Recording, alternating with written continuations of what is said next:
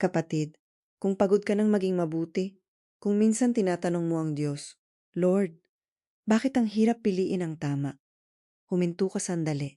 May paalala ang Diyos para sa puso mo ngayon. Ang tunay na kapayapaan ay nagsisimula sa pusong handang sumunod sa Kanya. Ngayong July 13, 2026, Lunes ng ika-15 na linggo sa karaniwang panahon, ipinapaalala sa atin ng unang pagbasa mula kay Propeta Isaias. Tumigil sa masama. Matutong gumawa ng mabuti. Ipagtanggol ang naaapi. Alalahanin ang mahihina. Ipinapakita sa atin ng Diyos na hindi lang salita ng dasal ang kanyang hinahanap. Hinahanap niya ang pusong nagbabago.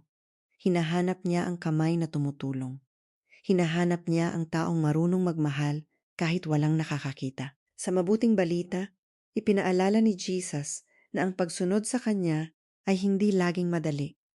May mga araw na kailangan nating piliin ang Diyos kahit hindi tayo naiintindihan.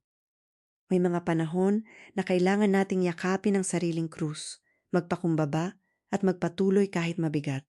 Kapatid, hindi ibig sabihin nito na gusto ng Diyos ang gulo. Ang ibig sabihin nito, ang tunay na kapayapaan ay hindi kapayapaang takot sa katotohanan.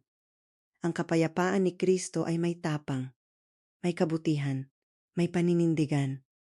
Para sa maraming Pilipino, ito ang araw-araw na laban. Isang magulang na pagod, pero pinipiling maging mahinahon. Isang anak na gustong sumagot, pero piniling manahimik at magdasal. Isang OFW na malayo sa pamilya, pero patuloy na nagsasakripisyo. Isang worker na may tukso sa maling paraan, pero pinipiling maging tapat. Minsan, ang pinakamahirap na krus ay hindi nakikita ng iba. Ito ay pagpipigil sa galit. Pagbangon kahit walang pumapansin. Pagtulong kahit ikaw mismo ay nangangailangan. Patuloy na pananampalataya kahit parang tahimik ang langit. Hindi madali, pero nakikita ng Diyos. Sa araw ding ito, inaalala ng simbahan si San Enrico o Saint Henry. Bagamat naging hari at emperador siya, ginamit niya ang kanyang posisyon upang maglingkod, tumulong at gumawa ng mabuti. Paalala ito sa atin. Ano man ang mayroon tayo, oras, trabaho, pera, posisyon o simpleng lakas, maaari natin itong ialay sa Diyos. Kapatid, baka ang misyon mo ngayon ay simple lang. Magbigay ng malasakit, magpatawad, magdasal para sa taong mahirap mahalin. Gumawa ng mabuti kahit tahimik lang. Dahil bawat maliit na kabutihan, kapag inialay sa Diyos, ay may halaga. Hindi ka nag-iisa.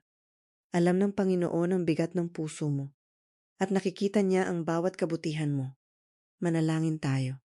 Panginoong Jesus, turuan mo kaming piliin ang tama kahit mahirap. Linisin mo ang aming puso mula sa galit, inggit, takot, at pagod. Bigyan mo kami ng tapang na gumawa ng mabuti. Turuan mo kaming magmahal ng totoo. Gawin mo kaming tagapagdala ng kapayapaang nagmumula sa iyo. Pagpalain mo ang aming pamilya, trabaho, tahanan, at mga mahal naming nasa malayo. Amen. Kapatid, kung tinatanggap mo ang panalangin ito, isulat mo sa comments. Amen. Ay comment mo rin ang pangalan ng taong gusto mong ipagdasal natin ngayon.